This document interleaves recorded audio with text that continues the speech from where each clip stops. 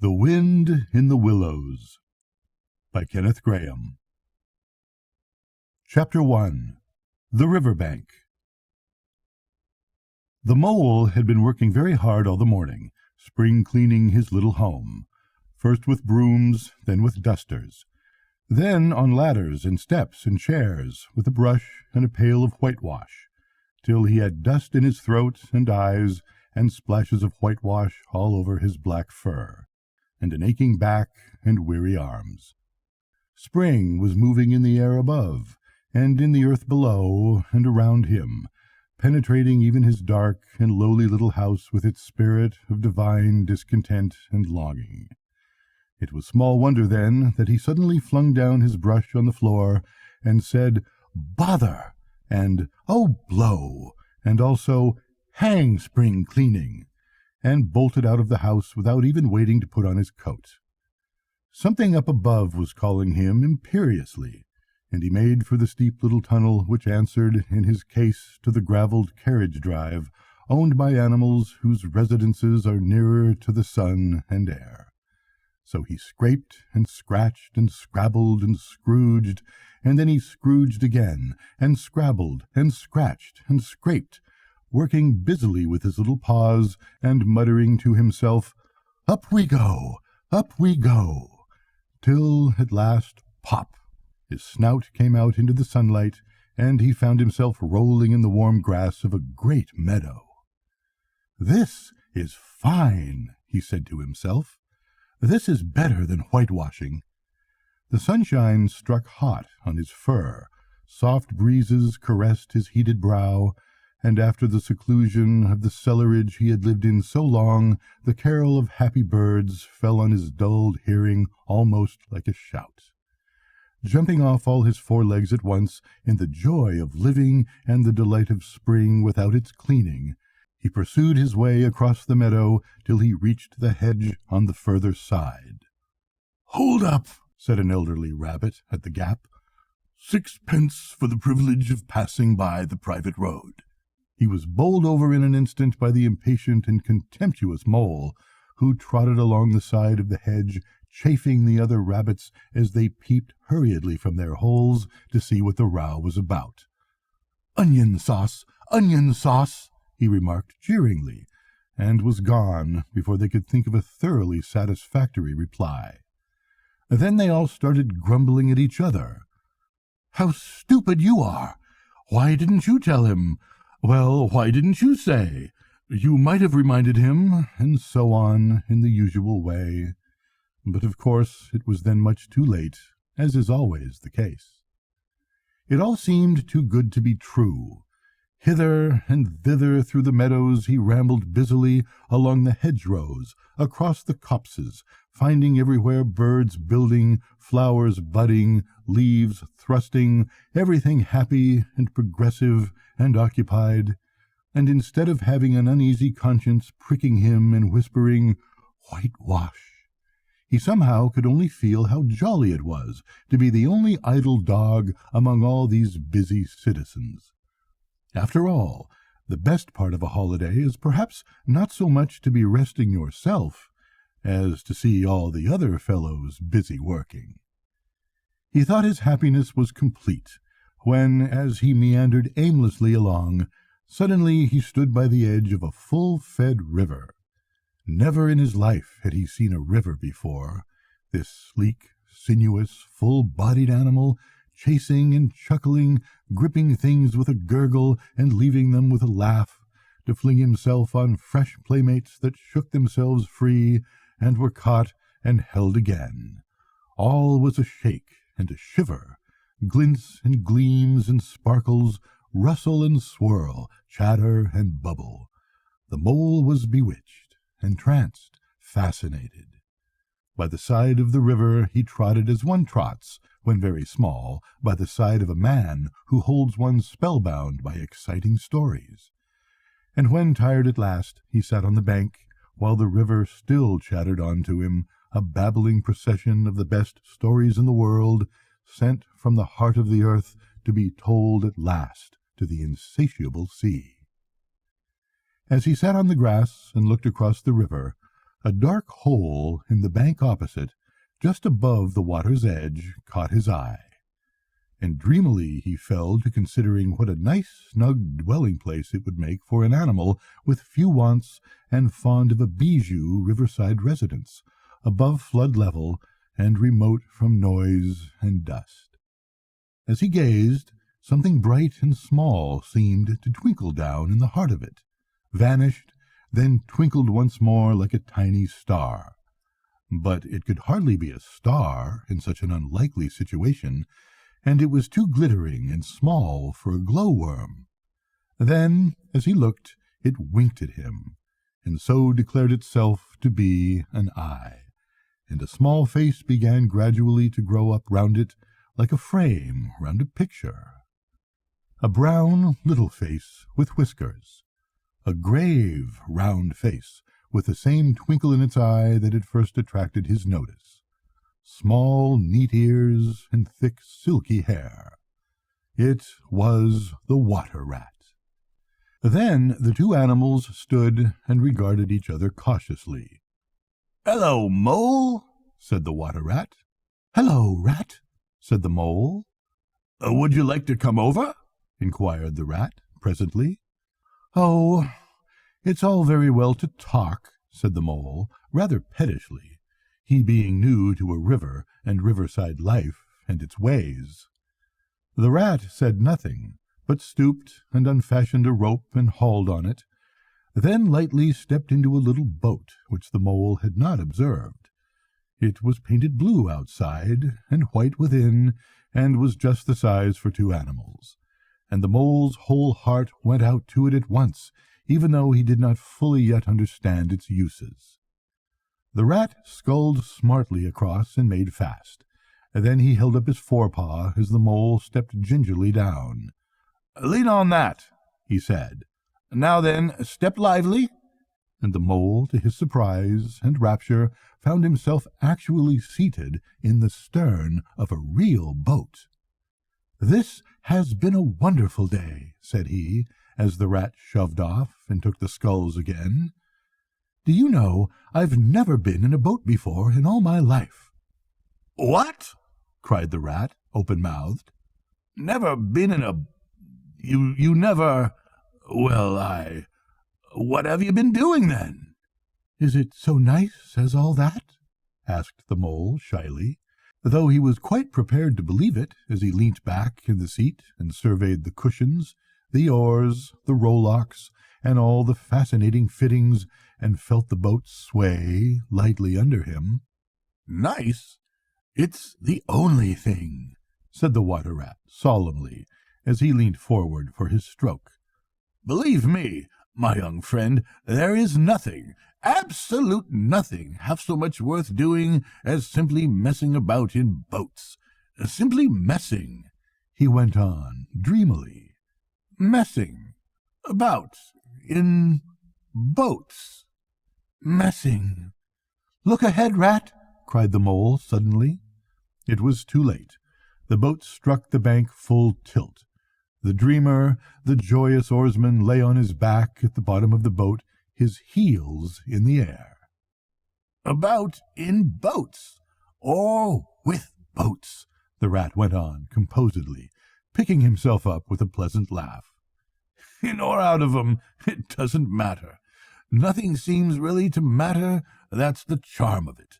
Whether you get away, or whether you don't, whether you arrive at your destination, or whether you reach somewhere else, or whether you never get anywhere at all, you're always busy, and you never do anything in particular, and when you've done it, there's always something else to do, and you can do it if you like, but you'd much better not. Look here, if you've really nothing else on hand this morning, supposing we drop down the river together, and have a long day of it." The Mole waggled his toes from sheer happiness, spread his chest with a sigh full of contentment, and leaned back blissfully into the soft cushions. "What a day I'm having," he said. "Let us start at once." "Hold on a minute, then," said the rat. He looped the painter through a ring in his landing stage, climbed up into his hole above, and after a short interval reappeared staggering under a fat wicker luncheon basket. "Shove that under your feet," he observed to the mole, as he passed it down into the boat. Then he untied the painter and took the sculls again. "What's inside it?" asked the mole, wriggling with curiosity. "There's cold chicken inside it," replied the rat briefly. "Cold tongue, cold ham, cold beef, pickled herring, kin salad, French rolls, ginger beer, lemonade, soda water—" "Oh, stop, stop!" cried the mole in ecstasies. "This is too much." "Do you really think so?" inquired the rat seriously. "It's only what I always take on these little excursions, and the other animals are always telling me that I'm a mean beast and cut it very fine." The mole never heard a word he was saying. Absorbed in the new life he was entering upon, intoxicated with the sparkle, the ripple, the scents and the sounds and the sunlight, he trailed a paw in the water and dreamed long, waking dreams. The water rat, like the good little fellow he was, sculled steadily on and forbore to disturb him. "I like your clothes awfully, old chap," he remarked, after some half an hour or so had passed. "I'm going to get a black velvet smoking suit myself some day, as soon as I can afford it." "I beg your pardon," said the mole, pulling himself together with an effort. "You must think me very rude, but all this is so new to me. So this is a river." "The river," corrected the rat. "And you really live by the river? What a jolly life!" "By it, and with it, and on it, and in it," said the rat. "It's brother and sister to me, and aunts, and company, and food, and drink, and, naturally, washing. It's my world, and I don't want any other. What it hasn't got is not worth having, and what it doesn't know is not worth knowing.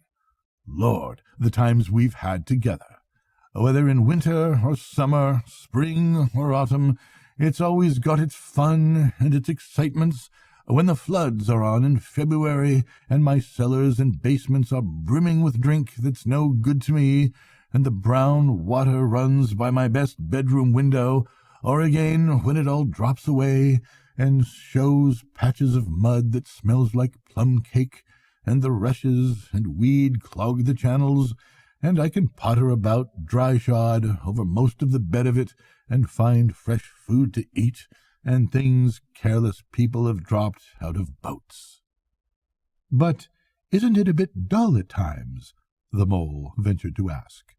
"Just you and the river, and no one else to pass a word with." "No one else to— Well, I mustn't be hard on you," said the rat with forbearance. "You're new to it, and of course you don't know. The bank is so crowded nowadays that many people are moving away altogether. Oh, no, it isn't what it used to be, at all. Otters, kingfishers, dabchicks, moorhens, all of them about all day long, and always wanting you to do something, as if a fellow had no business of his own to attend to." "What lies over there?" asked the mole, waving a paw towards a background of woodland that darkly framed the water meadows on one side of the river. "That? Oh, that's just the wild wood," said the rat shortly. "We don't go there very much, we river bankers." Aren't they very nice people in there?" said the mole, a trifle nervously. "Well," replied the rat, "let me see. The squirrels are all right, and the rabbits, some of 'em, but rabbits are a mixed lot. And then there's Badger, of course.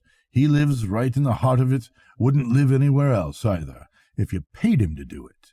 Dear old Badger. Nobody interferes with him.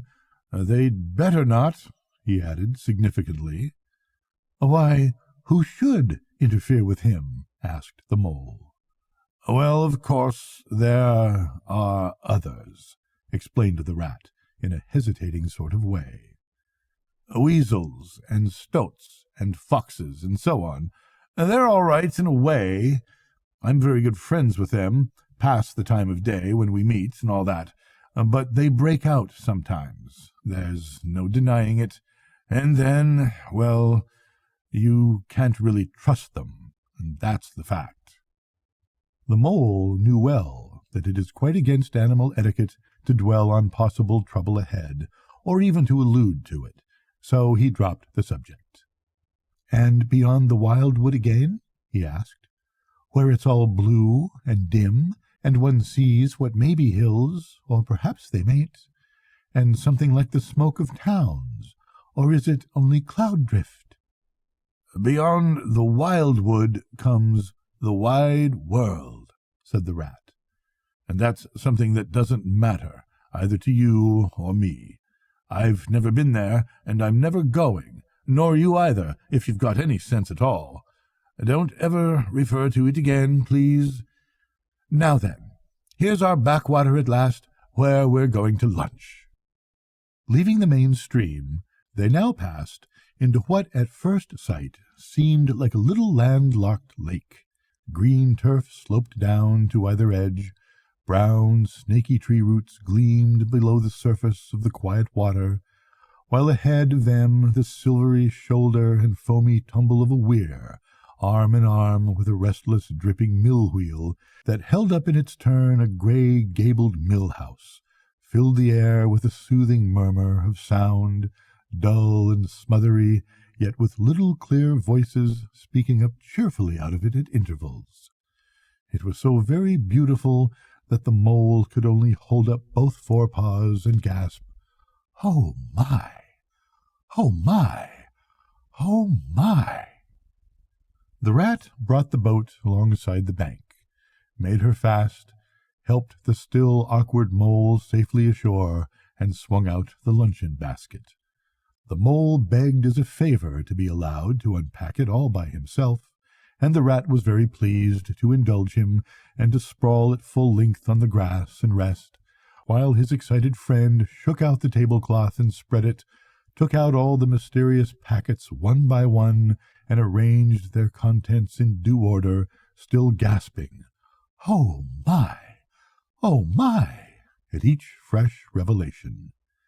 When all was ready, the rat said, "Now, pitch in, old fellow," and the mole was indeed very glad to obey, for he had started his spring cleaning at a very early hour that morning, as people will do, and had not paused for bite or sup, and he had been through a very great deal since that distant time which now seemed so many days ago. "What are you looking at?" said the rat presently, when the edge of their hunger was somewhat dulled, and the mole's eyes were able to wander off the tablecloth a little. "I am looking," said the mole, "at a streak of bubbles that I see travelling along the surface of the water. That is a thing that strikes me as funny." "Bubbles? Oh," said the rat, and chirruped cheerily in an inviting sort of way. A broad, glistening muzzle showed itself above the edge of the bank, and the otter hauled himself out and shook the water from his coat. "Greedy beggars," he observed, making for the provender. "Why didn't you invite me, Ratty?" "This was an impromptu affair," explained the rat. "By the way, my friend Mr. Mole." "Proud, I'm sure," said the otter, and the two animals were friends forthwith. "Such a rumpus everywhere," continued the otter. "All the world seems out of the river today. I came up this backwater to try and get a moment's peace, and then stumble upon you fellows. At least, I beg pardon, I don't exactly mean that, you know." There was a rustle behind them, proceeding from a hedge wherein last year's leaves still clung thick, and a stripy head, with high shoulders behind it, peered forth on them. "Come on, old badger!" shouted the rat. The badger trotted forward a pace or two, then grunted, "Company," and turned his back and disappeared from view. "That's just the sort of fellow he is," observed the disappointed rat. "Simply hates society. Now, we shan't see any more of him today. Well, tell us, Who's out on the river?" "Toad's out, for one," replied the otter, "in his brand-new wager-boat, new togs, new everything." The two animals looked at each other and laughed. Once it was nothing but sailing," said the rat. "And then he tired of that and took to punting. Nothing would please him but to punt all day and every day, and a nice mess he made of it. Last year it was houseboating, and we all had to go and stay with him in his houseboat and pretend we liked it. He was going to spend the rest of his life in a houseboat. It's all the same, whatever he takes up. He gets tired of it and starts on something fresh." "Such a good fellow, too," remarked the otter reflectively, "but no stability, especially in a boat." From where they sat, they could get a glimpse of the main stream across the island that separated them, and just then a wager-boat flashed into view, the rower, a short, stout figure, splashing badly and rolling a good deal, but working his hardest. The rat stood up and hailed him, but Toad, for it was he, shook his head and settled sternly to his work. "He'll be out of the boat in a minute if he rolls like that," said the rat, sitting down again. "Of course he will," chuckled the otter. "Did I ever tell you that good story about Toad and the lock-keeper? It happened this way. Toad—" An errant mayfly swerved unsteadily athwart the current in the intoxicated fashion affected by young bloods of mayflies seeing life. A swirl of water and a cloop, and the mayfly was visible no more. Neither was the otter. The mole looked down. The voice was still in his ears, but the turf whereupon he had sprawled was clearly vacant. Not an otter to be seen, as far as the distant horizon. But again there was a streak of bubbles on the surface of the river. The rat hummed a tune, and the mole recollected that animal etiquette forbade any sort of comment on the sudden disappearance of one's friends at any moment, for any reason or no reason whatever. "Well, well," said the rat, "I suppose we ought to be moving. I wonder which of us had better pack the luncheon basket." He did not speak, as if he was frightfully eager for the treat. "Oh, please, let me," said the mole. So, of course, the rat let him. Packing the basket was not quite such pleasant work as unpacking the basket. It never is. But the mole was bent on enjoying everything, and although just when he had got the basket packed and strapped up tightly, he saw a plate staring up at him from the grass, and when the job had been done again, the rat pointed out a fork which anybody ought to have seen, and last of all, behold, the mustard pot, which he had been sitting on without knowing it. Still, somehow, the thing got finished at last, without much loss of temper. The afternoon sun was getting low as the rat sculled gently homewards in a dreamy mood, murmuring poetry things over to himself, and not paying much attention to Mole.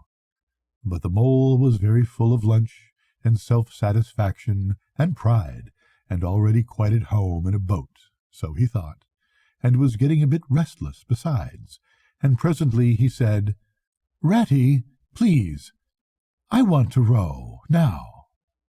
The rat shook his head with a smile. "Not yet, my young friend," he said. "Wait till you've had a few lessons. It's not as easy as it looks." The Mole was quiet for a minute or two, but he began to feel more and more jealous of Rat, sculling so strongly and so easily along, and his pride began to whisper that he could do it every bit as well.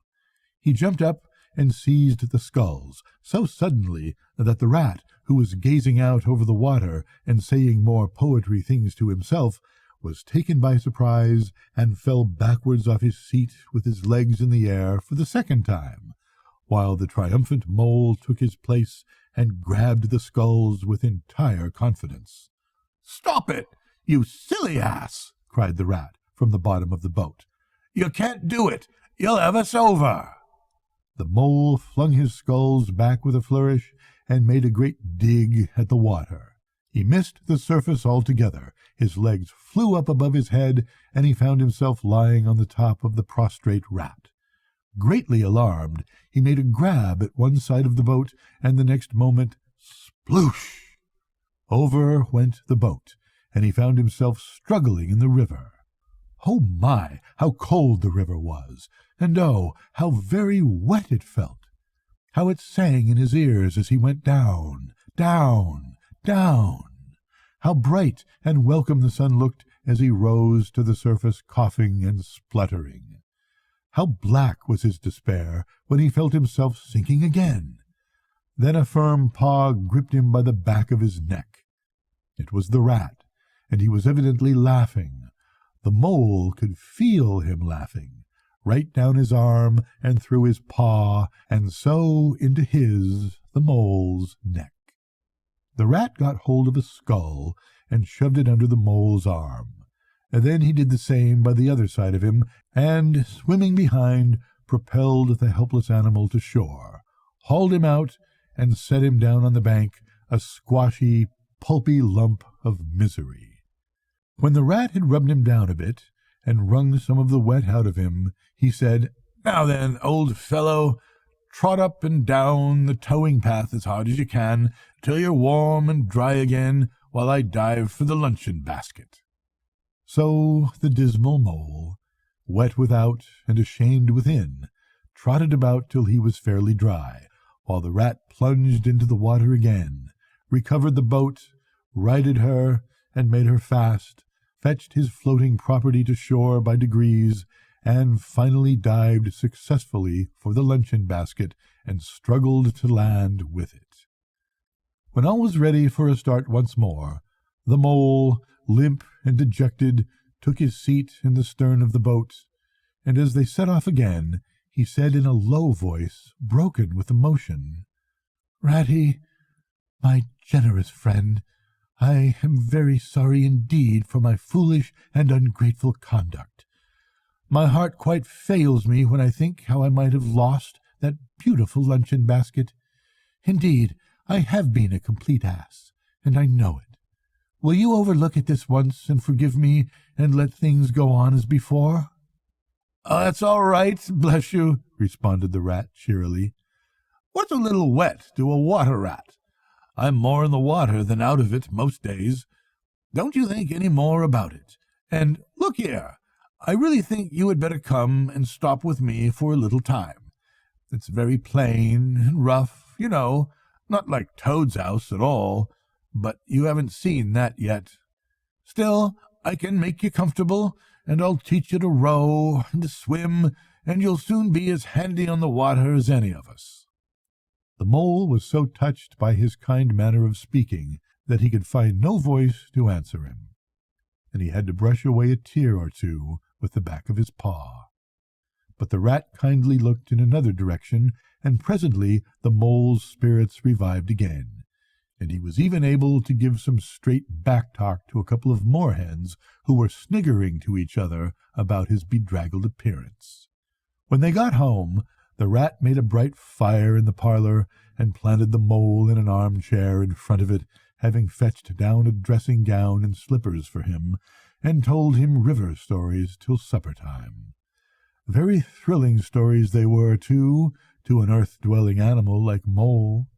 Stories about weirs, and sudden floods, and leaping pike, and steamers that flung hard bottles, at least bottles were certainly flung, and from steamers, so presumably by them, and about herons, and how particular they were whom they spoke to, and about adventures down drains, and night fishings with otter, or excursions far afield with badger.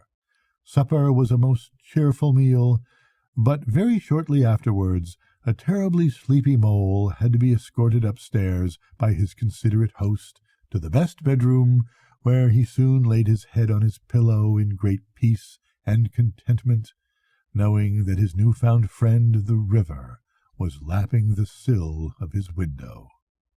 This day was only the first of many similar ones for the emancipated mole, each of them longer and full of interest as the ripening summer moved onward. He learnt to swim and to row, and entered into the joy of running water, and with his ear to the reed stems he caught, at intervals, something of what the wind went whispering so constantly among them. We'll continue with The Wind in the Willows, with Chapter 2. Good night, kids.